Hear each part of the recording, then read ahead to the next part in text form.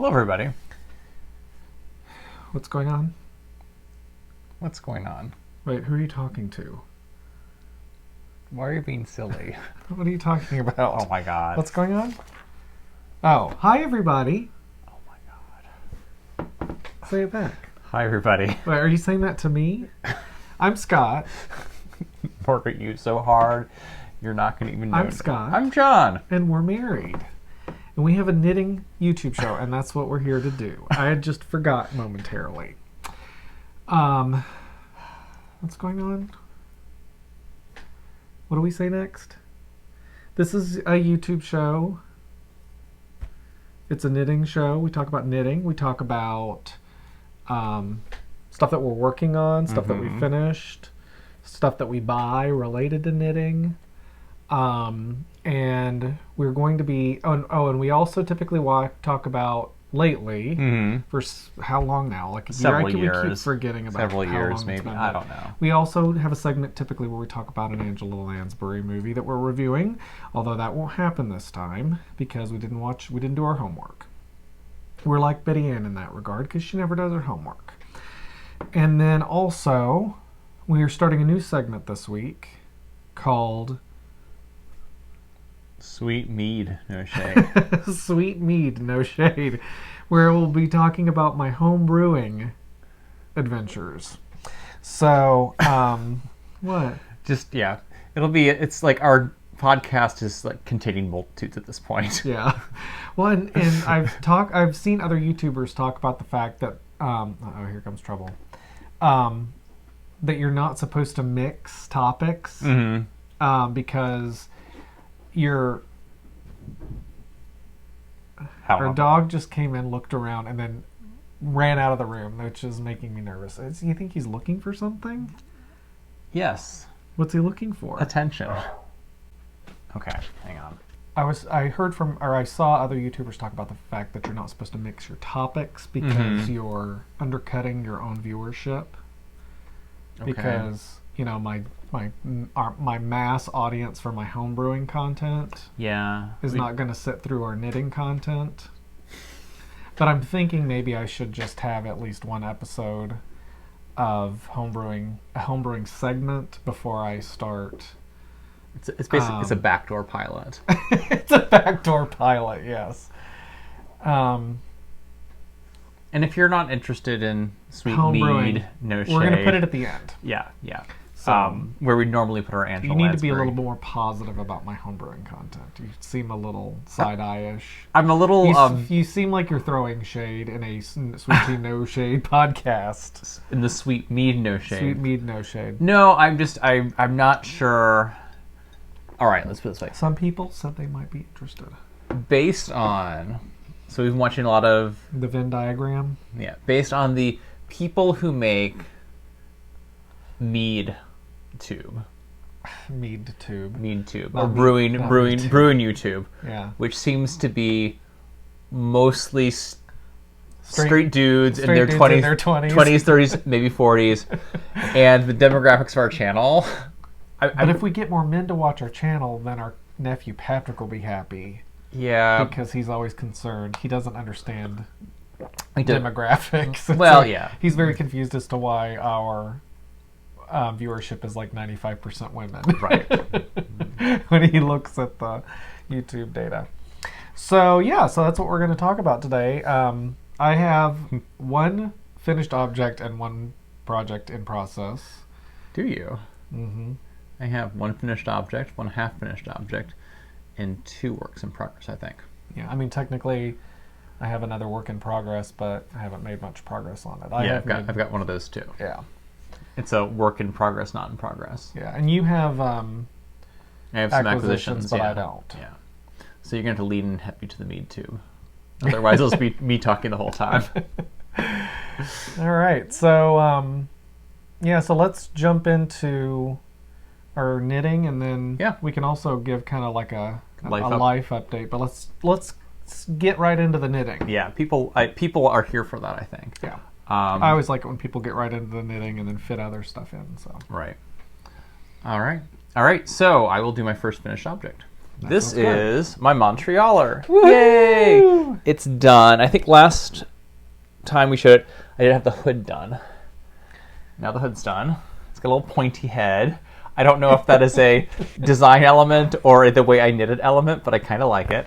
And then I did the I-cord out of the orange. So, yeah, just in time. You did the edge with the light color. Yeah, with the light gray, or brown as you call it. I didn't call it that. It's tan. I didn't call it brown. Whatever. I don't remember what I called it. You called it not gray. Well, it's not gray. So anyway, it is all done. I am just in time for the 100-degree weather. It's literally really, really hot here. 100 degrees. But yeah, designed but it's by about 60 degrees in our basement. Our air conditioner is doing a good job, and our basement is pretty cold, so this is actually quite comfortable. So yeah, it's designed by Delz, and it's knit in. I don't know what the ball bands are. The information will be in this. But it's a acrylic wool. I forget something else blend. Yeah. Oh well, there's viscose or something. The viscose, yeah, for the tweed spots. The tweed spots. Yeah. So yeah, it is done. So yeah, I think it took me about 5 months to do, on and off. You were doing so many other things. Yeah, exactly. In the meantime. So, but yeah, it's kind of it's nice to have it done. Oh, you know what? What? You started it on January 1st. I know, that's what I said. It took about 5 months, 5.5 months to finish. Yeah. So, but yeah, I can't say So enough cool. about the pattern. I really thought it was well written. The instructions were really clear, and it just knit out really, really nicely. And again, because it's acrylic that has been washed already in the washer. So yeah. Did you learn any techniques? Or what did you learn from this project? what did I learn? A lot of picking up stitches. Doing the hood was kind of... Oh, I learned how to do the 3-needle bind off. Oh, okay. That's cool. Yeah, which is really... It sounds complicated, but it's actually super easy. That's what the seam on the hood is. Oh, okay. So... I see. It's like a... It's not as clean as a Kitchener stitch, but it's a lot easier and a lot faster. And if it's on the inside, who cares? Yeah, exactly. So, yeah. What else did you learn? I don't know. Anything about increases? Oh, yeah. I think we talked about this already. We might have, but you probably can't... Oh, you can see, like, right here. Well, it's especially back here on this one. Yeah. So, yeah, because those would be probably the left. So I was doing make one rights, and I was knitting through the back loop. This was the front loop. No, you were knitting through the front loop instead of the back loop. No, just picking up. With a make one right, you pick up back to front. I can't remember, but I was doing it wrong. You weren't picking up the correct leg right in the back loop, I think is what it was. Right. Maybe. I can't remember. Yeah. I was picking up from the front loop. That was the issue. Shut up. Do you want to talk about how we figured that out? I think we talked about that as well. Yeah, it's kind of funny. Scott was having trouble with make one right, so I was like, it's so easy. He's like, you're doing it wrong. So well, no, you said I just love make one rights. Are you sure it's not make one left? It's make one right. It is? Yeah. Okay. So you were like, I love make one rights. They're so easy. And I was like, really? Yeah. I mean, if you're trying to do a lace hole at the increase, I was doing the correct thing. I mean, it's not that No, bad. it's fine. Yeah, it's fine. But so you can tell where you figured it out. Yeah. Exactly. So. But yeah, I mean, let's see. The pocket was really fun. You can see that. But yeah, it's a nice garment to have finished. And yeah, I just really liked the yarn was really, really easy to knit with.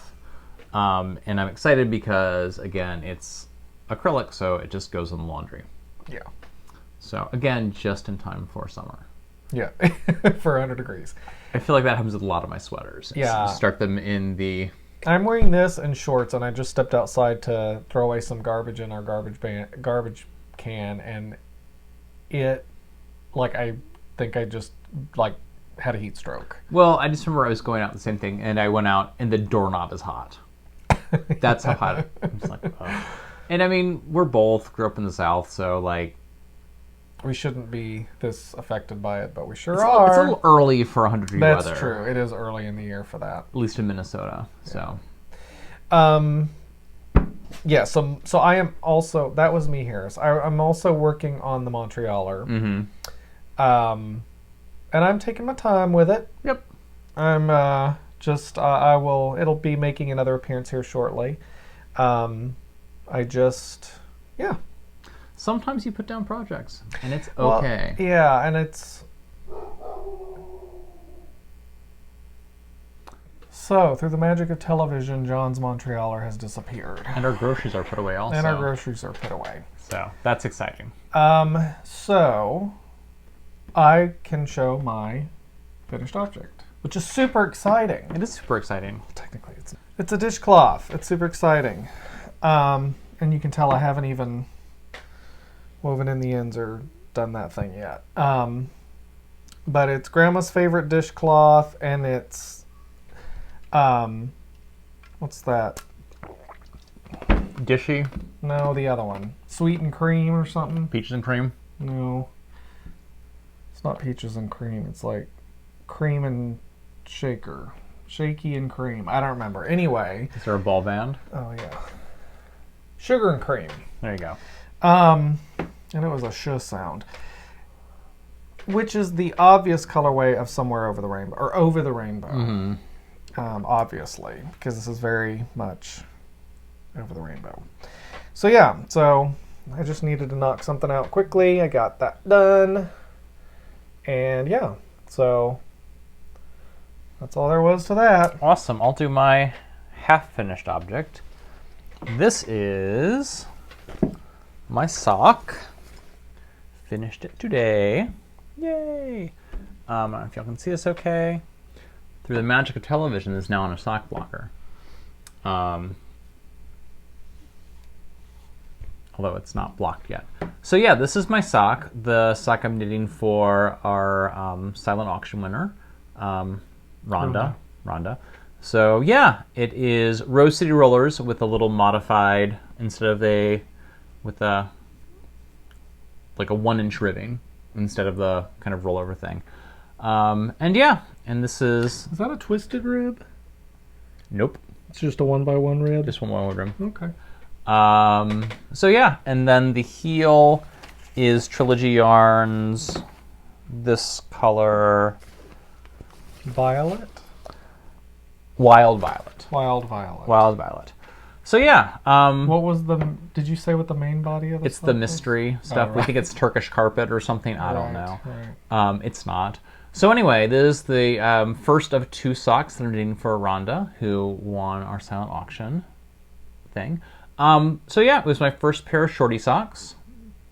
It went really well. I got a little board between here and here, as I am wont to do with fingering weight socks.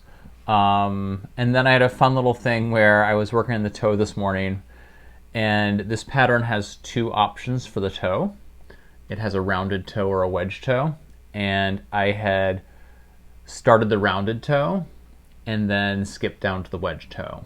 So I think they call it a square toe, don't they? Square toe. Pattern. But it's a kind of a hybrid. So we'll see if I can reproduce that for the next pair.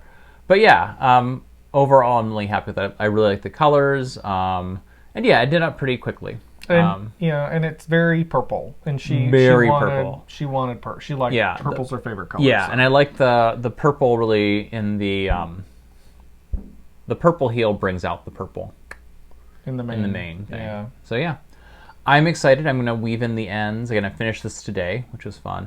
I'm going to weave in the ends and then start on the next one. Awesome. So, this took me about maybe a month and a half. I don't know. Yeah, about that probably. So, yeah. And I kind of slipped my mind, but I still need to knit the bed socks for the other winners. Yeah, but you've already knit an entire pair, so you shouldn't feel too bad. That's true. We're working our way through them. Yeah. So yeah. Yay. Cool. All right, good job. So that'll be pass the next one on pretty soon. But yeah, again, it's shorty socks are kind of fun to knit. Well, and the Rose City roller pattern's really great. Yeah. All right, so do we have any fun life update things to talk about? We just spent the weekend in Fergus Falls, Minnesota, Right. which is a real name of a real town. It is. It was a funeral we went to for a friend's dad passed away.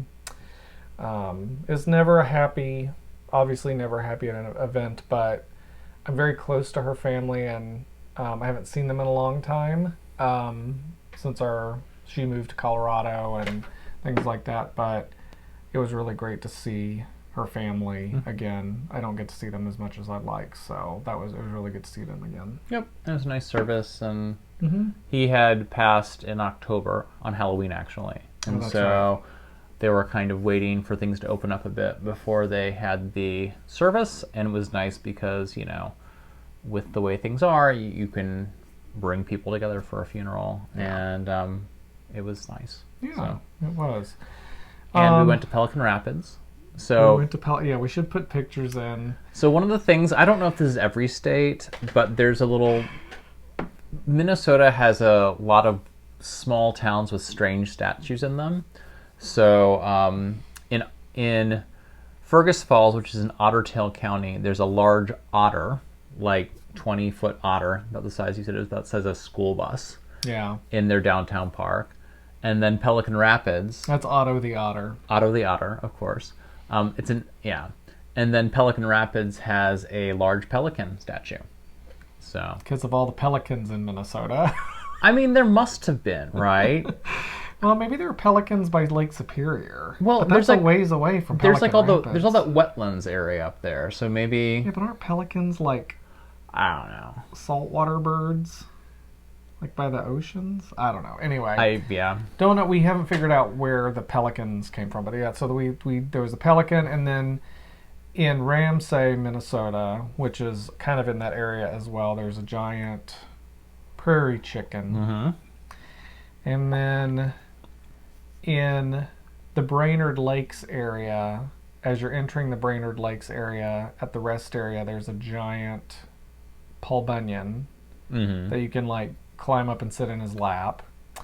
And then up in Brainerd proper, there's a big standing Paul Bunyan and Babe the Blue Ox, I think. Sure. Is that Brainerd? I'm not sure. I know in the Brainerd Lakes area there's the Green Giant. Oh yeah. In southern Minnesota. Yeah, but I don't think he's a statue. I think he's like a cutout. He's like a Well, no. I don't think he's a statue. I think he's like Then there's Herman the German.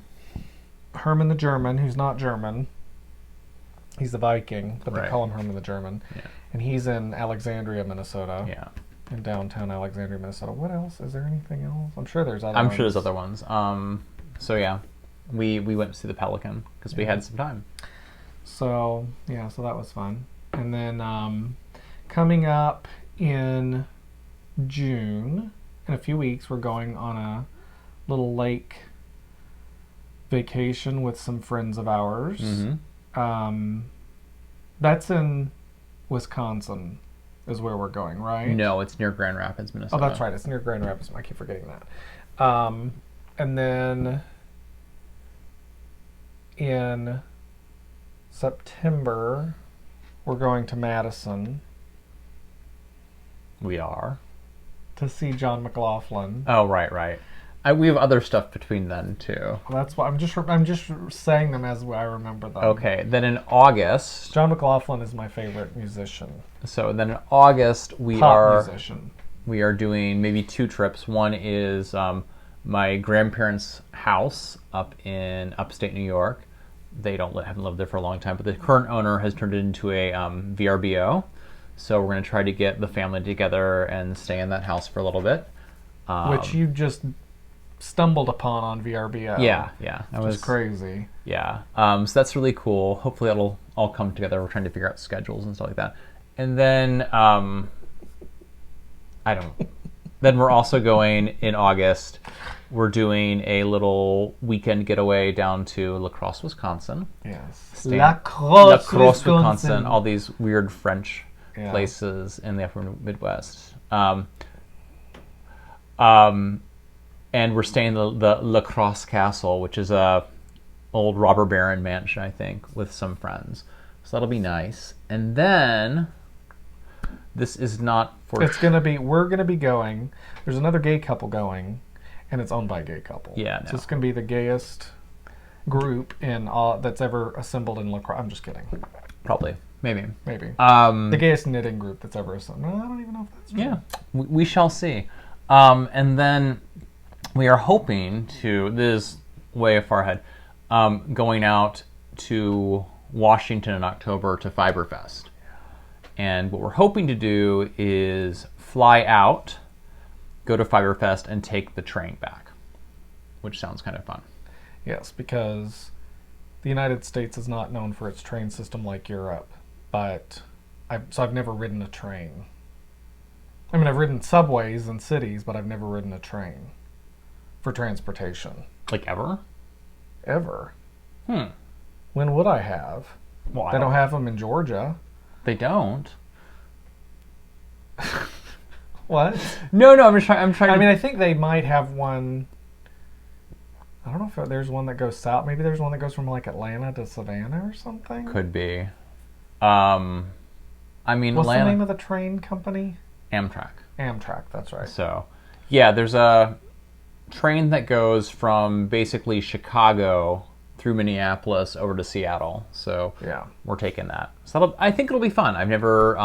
to get back on the train from Washington back to Minneapolis, it's what, 3 days? 2.5, basically. 2.5 days, yeah. Because you go through Montana and the Dakotas and Idaho and... Yeah, all that jazz.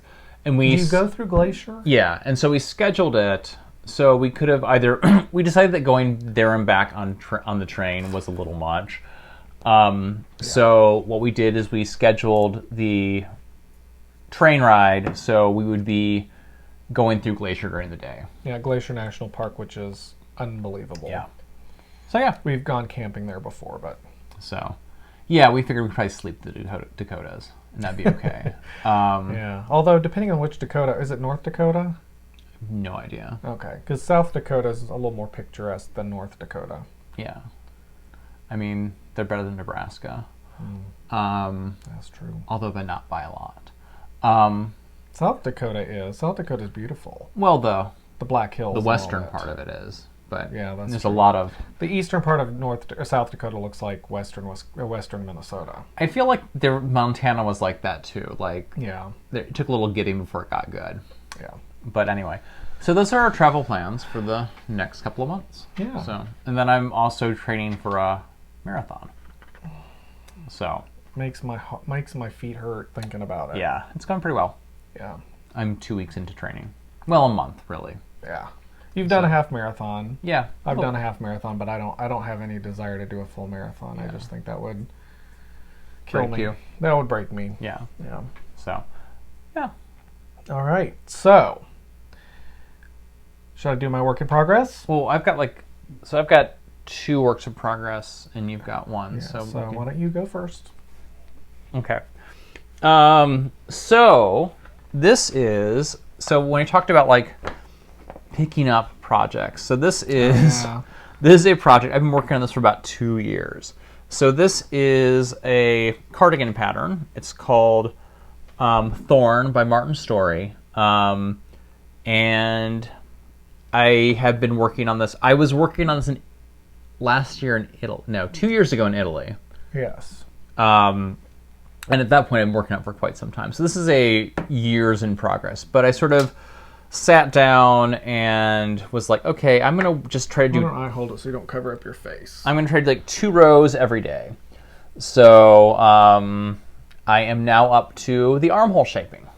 Like right there. So yeah. I really like this. It's one of those patterns that... it's a little tedious because it's all color work and it's knit flat, so it kind of goes slowly. But it's very rewarding. I feel like the overall result is pretty fantastic. And I'm using... This is the back panel, This is the back panel, yeah. So I've got about maybe another it's 20 centimeters from here. So I've got another 15 centimeters, I think.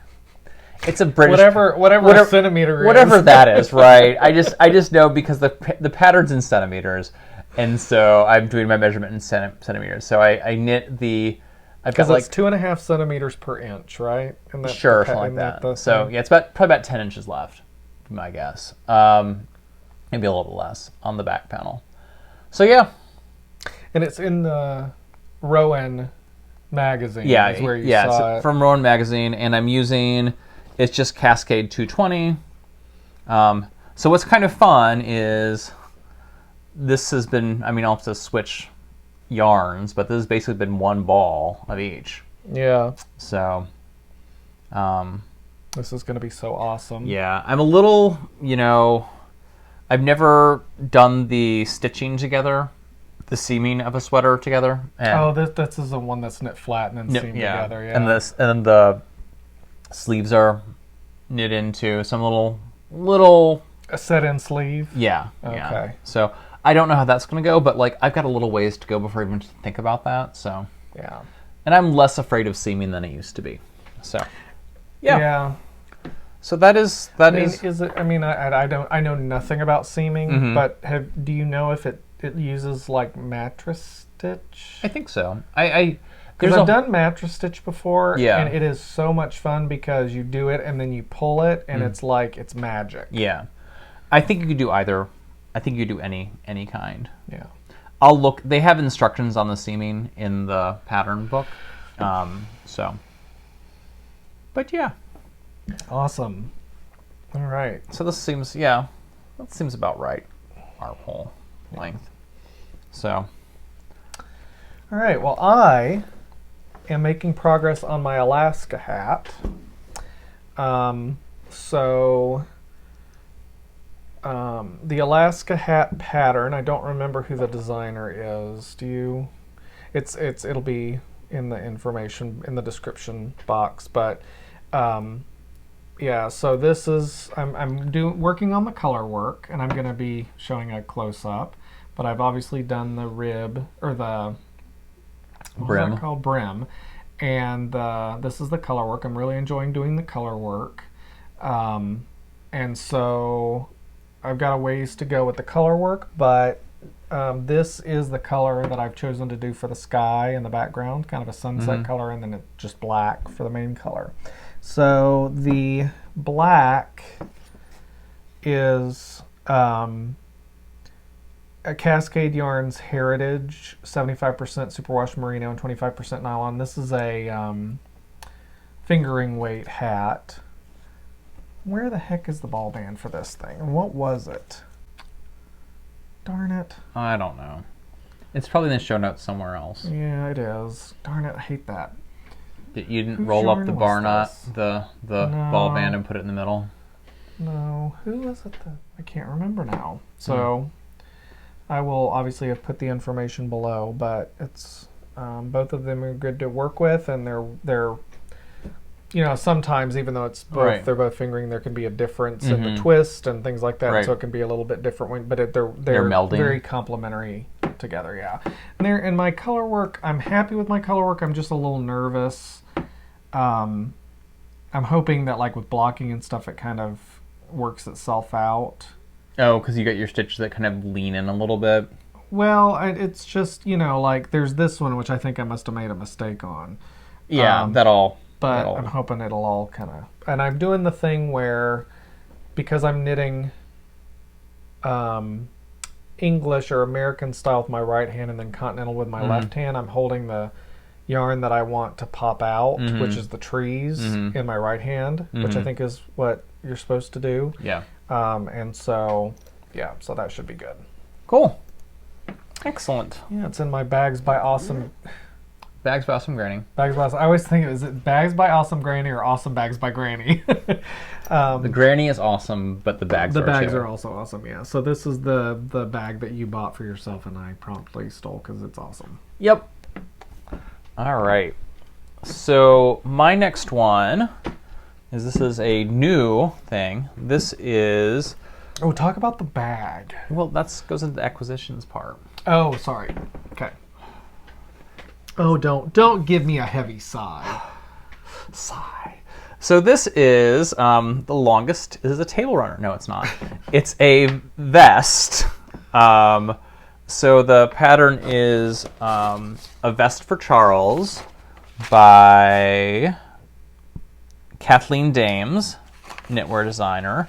And I'm knitting it with Kelborn Woolens,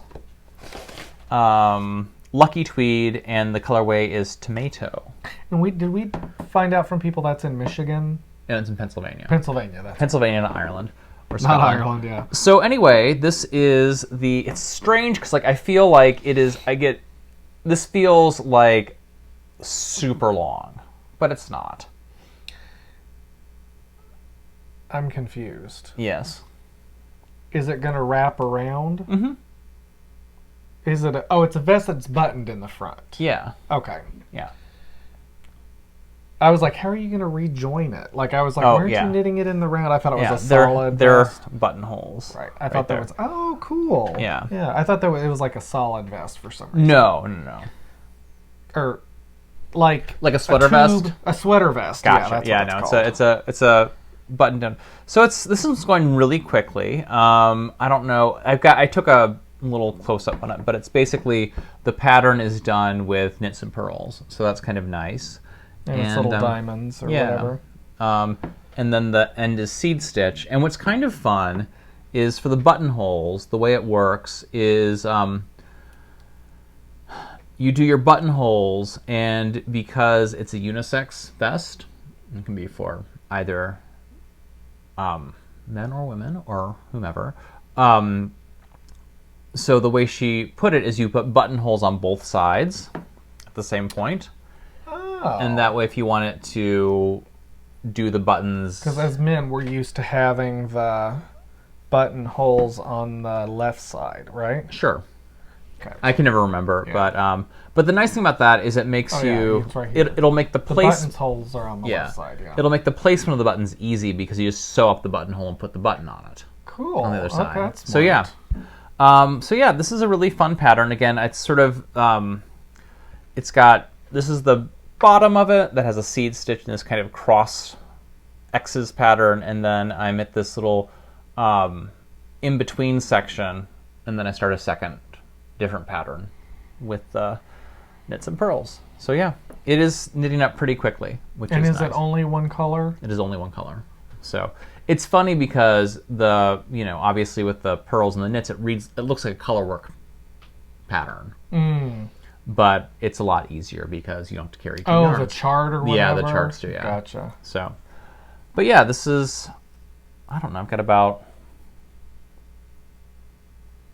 5 inches, 4 inches right now. No idea. I can't look at stuff and tell that very, very well. And so here's what the swatch looks like. It's worsted, right? Yes. This is worsted. Or it's worsted Aran, somewhere between worsted and Aran. Okay. So. Yeah. Sorry, I was just looking. Keep going. I was just looking at the ball band. So yeah. It's a pretty fast pattern. Is it American seed stitch or British seed stitch? It's American seed stitch because it's just the every other. Yeah. Or British moss stitch. I always forget which one's which. So, yeah. So I started this maybe last week, and again, it looks like a table runner right now. So I'm kind of excited for it to start looking like a piece of clothing. Right. Or it looks like a flat knit scarf or something like that. Right. So, but yeah, it is coming right along. So, and then I think we'd mentioned,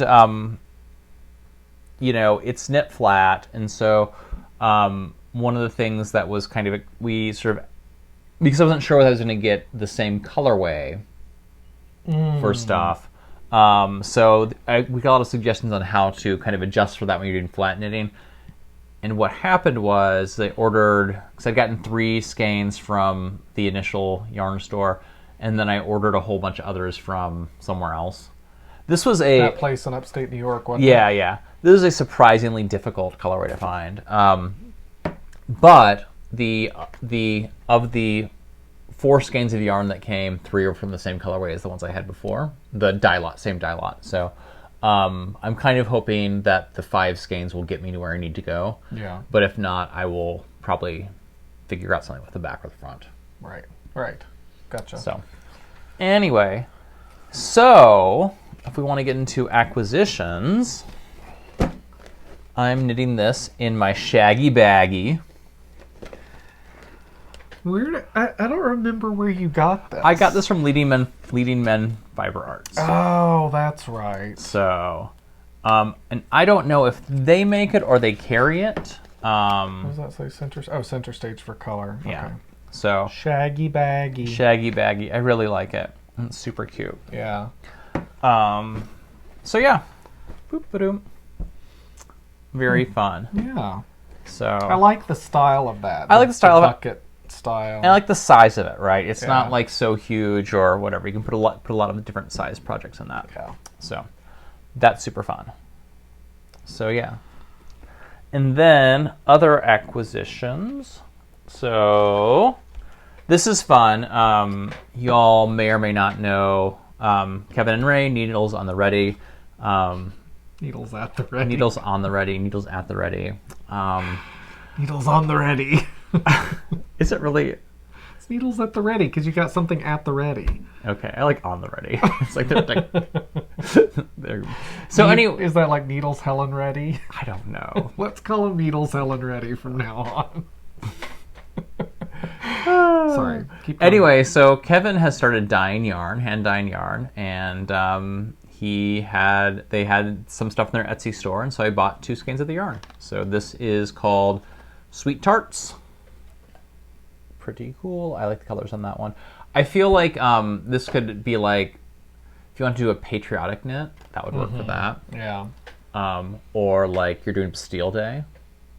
That could work also. Yes. Or you could do, trying to think of another country that has red, white, and blue. You could do a Union Jack. Yes, Union Jack. Yeah. You could do Australian. You could do Australia. Anyway, this is really fun. I The think Georgia state flag is red, white, and blue. Is it? Mm-hmm. Okay. Many options. Yes. So, but it's nice, squishy. I like the yarn. I really like the base, the twist. This is an 80/20, and the twist. I love the twist on that. Yeah. And so on his base. And this is called Blondie Brownie, and so it just kind of looks like a Blondie Brownie. It's kind of funny because that was a term I had not heard of until I came to Minnesota. Was blondie. Mm-hmm. Like everything was a brownie. That was like a. But blondies are brownies with butterscotch, is my understanding. No, you're right. Okay. I'm just saying, like when I grew up, blondie wasn't a thing I'd ever heard of. They were like butterscotch brownies or whatever. Even though they weren't chocolate, they were still. We always called them brownies, I think. Betty Ann will probably be like, "No, you didn't. We called them blondies." Sorry. That's exactly what she sounds like. I love my mom. I love her. So it's Hestia fingering is the base. So. Oh, I wonder where he got that name. I feel like that's probably, we should know that. But we're like 5,000 episodes behind on everybody's podcast. Yeah.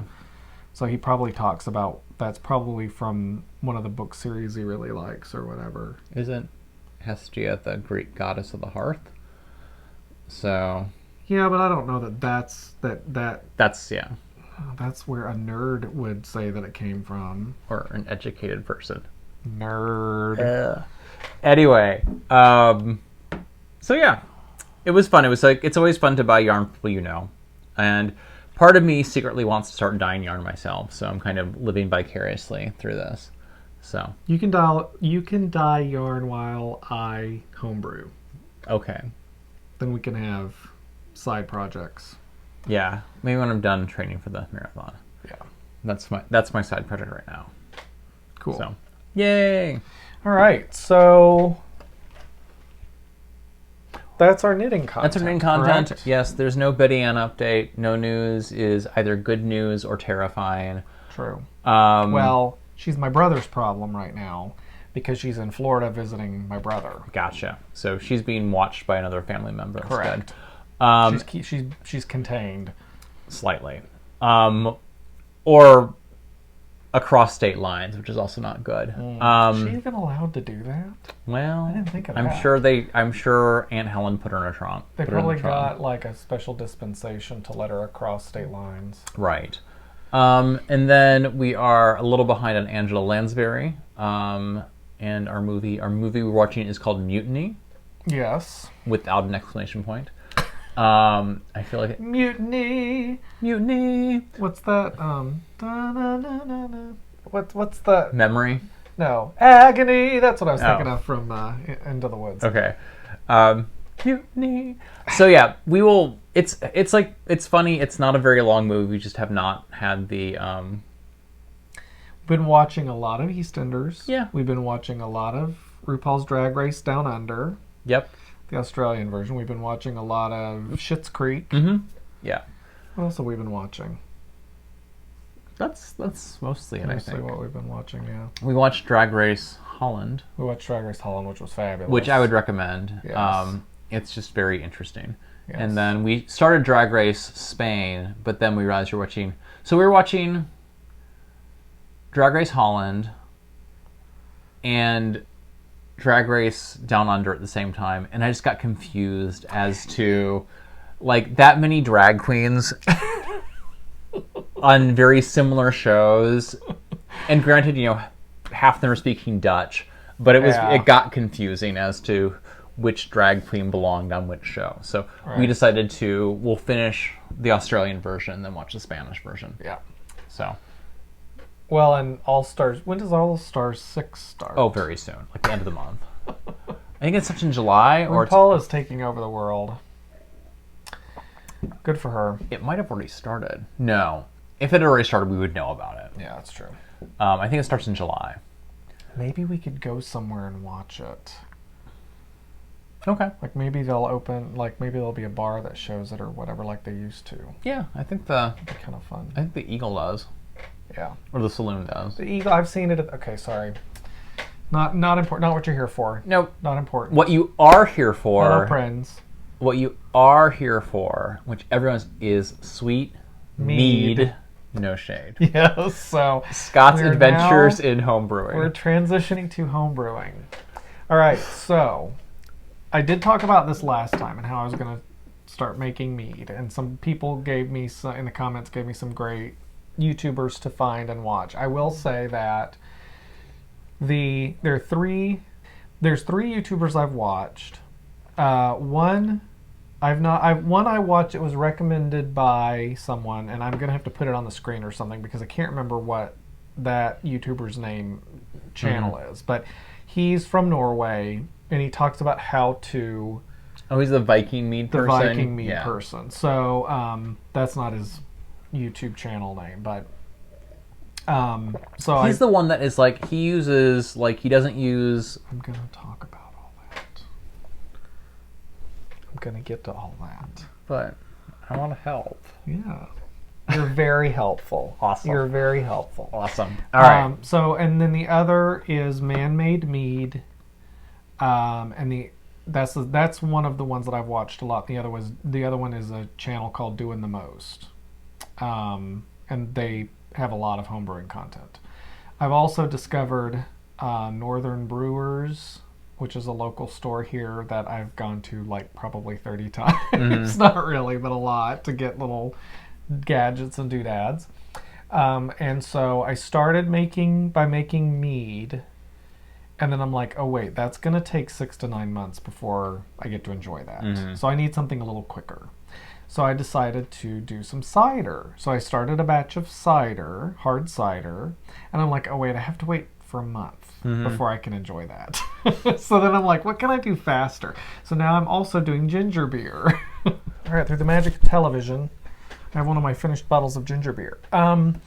So I'm going to talk about the ginger beer this time because that's the one that I'm spending the most time on right now, and I have a finished batch. A finished object. I have a finished object. I do have a finished object. I have 2 works in progress, the mead and the hard cider.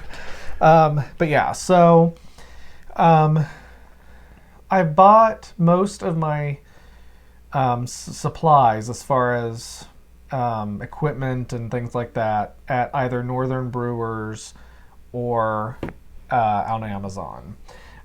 So I'm going to talk about how I made this batch. But so what I did was I took Doing the Most, I forget what I think his name is like DJ, or it's 2 letters, and I can't remember what the letters are. But anyway, he has a recipe for a basic ginger beer for 5 gallons. Well, 5 gallons of ginger beer is like 35 bottles.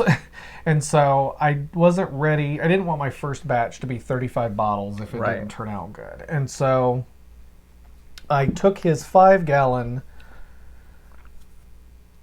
recipe and converted it to 1 gallon. Basically, just to kind of run through what you do, you take ginger root and you blend it up, and you add water to it to get it into kind of a liquid format, and that kind of extracts the juice out of the ginger. And so you have your ginger juice. Then you can juice lemons, or I bought lemon juice. So, and then you have other ingredients are sugar, yeast, of course, water, spring water. You basically start with a small amount of the ginger pulp and water and sugar, and you add your yeast to that. You can use regular old bread yeast, but I used a yeast called EC1118, which is like a wine or a champagne yeast, because it's a good basic yeast, they say, and it also is specifically about making bubbles. Sometimes your yeast can add flavors to your liquid and stuff like that, but in this case, I was more interested in the bubbles, and so I didn't care so much about a yeast that imparts certain flavors and things like that. So I'm starting really basic because I just wanted a really basic ginger beer recipe.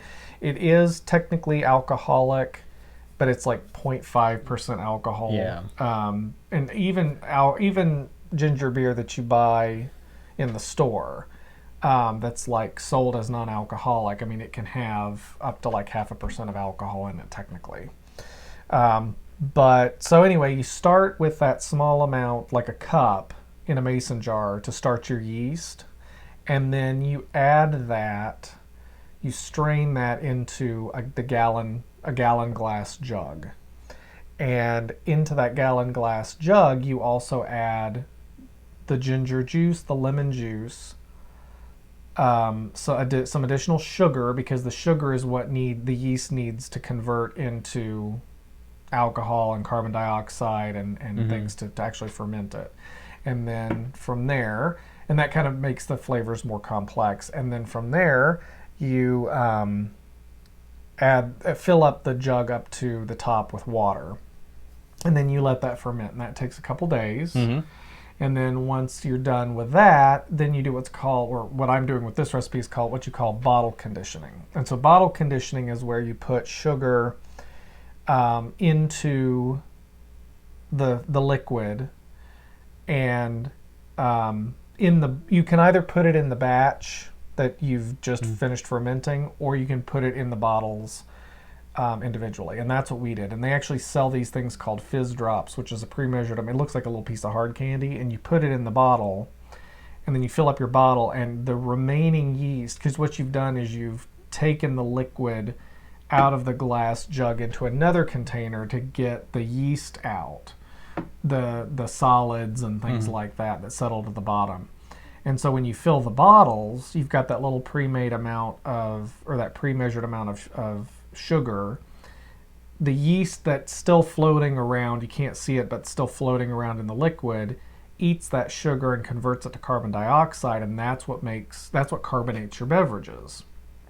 And so like if you get a ginger or a champagne or whatever, that's potentially how they did it, was it doesn't add any sugar flavor, it doesn't add any sweetness, but it adds the bubbles.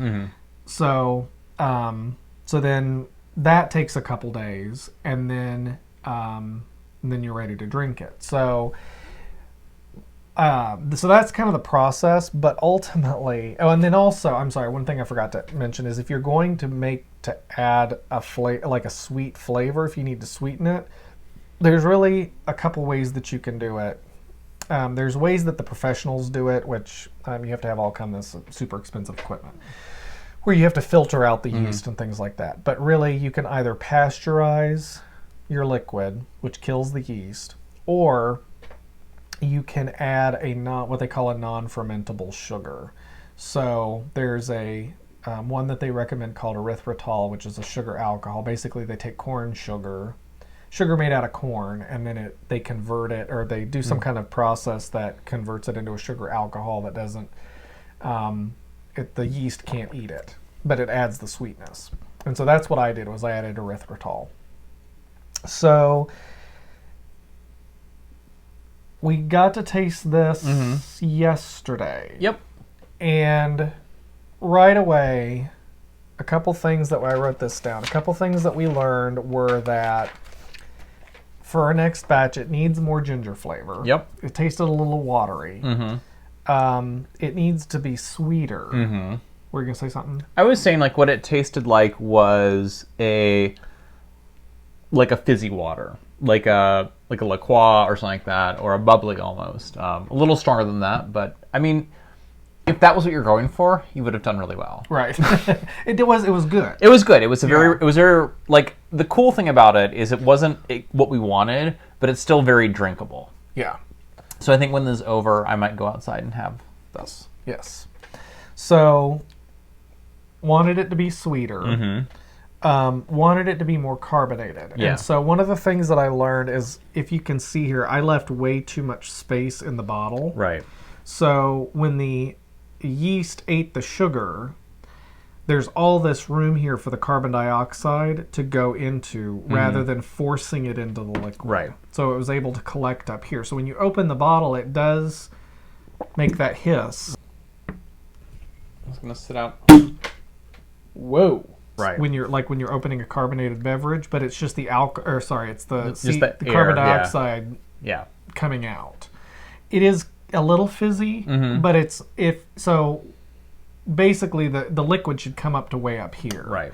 And then that's not enough space for the carbon dioxide to collect, so it forces it into the liquid. And then the other thing is, you can't really tell, but there's some what they call lees in the bottom of the bottle, and that is basically yeast that's no longer active, that settles to the bottom. It doesn't hurt anything. It doesn't affect the flavor, and because it's homebrewed, there's always going to potentially be some sediment. Right. But it's more than I would like, especially if I'm going to share it with friends and stuff like that. And so there are ways to clarify your liquids so that they don't have that sediment in there, and I didn't do that step just because I kind of wanted to start from a basic, and so that's something I'll do. And so I've already... But it was cool because we've gotten through a full process of making something already. So that was the thing that I was a little concerned about, especially when we did the mead. You're like, okay, we made this mead. I mean, this big 5-gallon...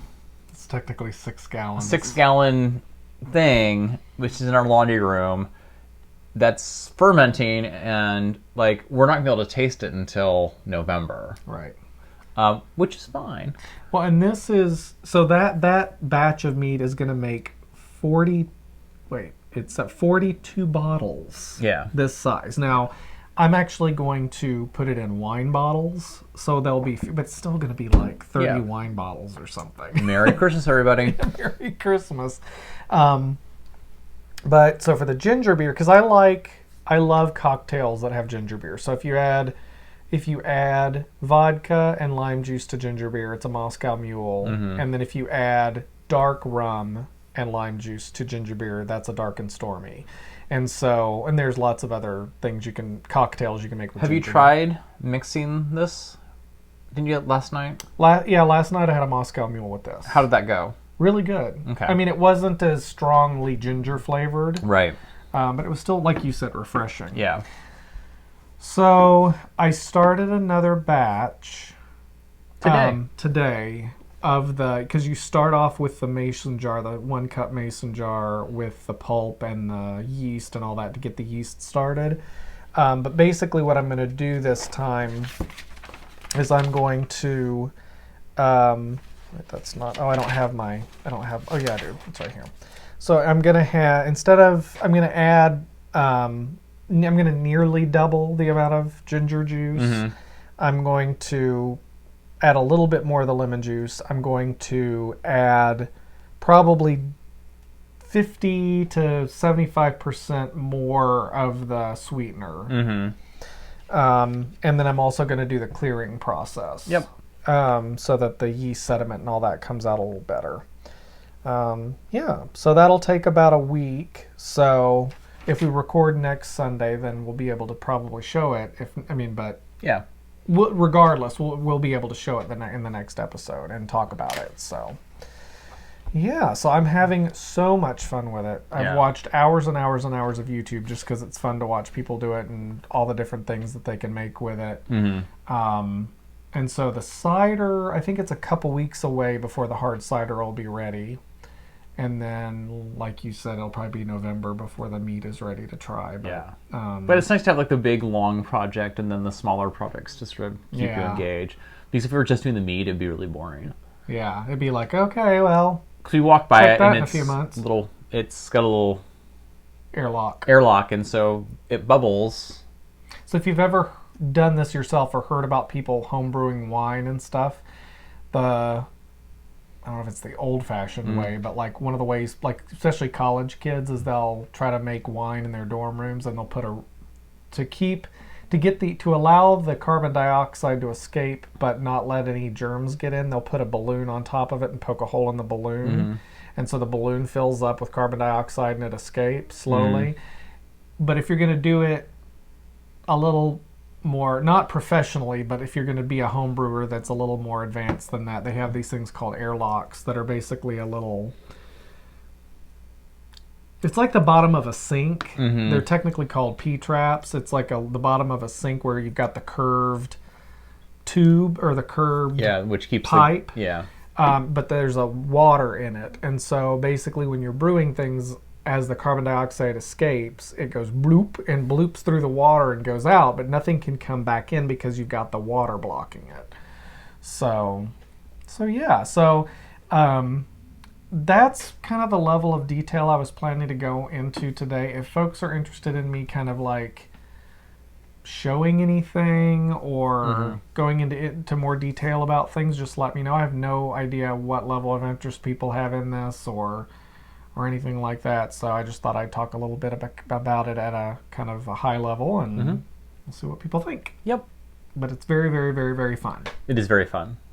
So it's fun to make your own stuff this way. So, all right. So that's Mead Tube. Sweet mead, no shade. Sweet mead, no shade. So yeah. Do I have anything else? I don't think so. Yeah. So, all right. Well, what's happening now? I feel like we're doing something next weekend. Are we doing anything next weekend? Maybe. I have no idea. I don't think we do. I don't think so either. But anyway, it was great to connect with you guys again, and we will hopefully see you soon. All right. Who are you talking to? I don't know. All right. Forget. Bye.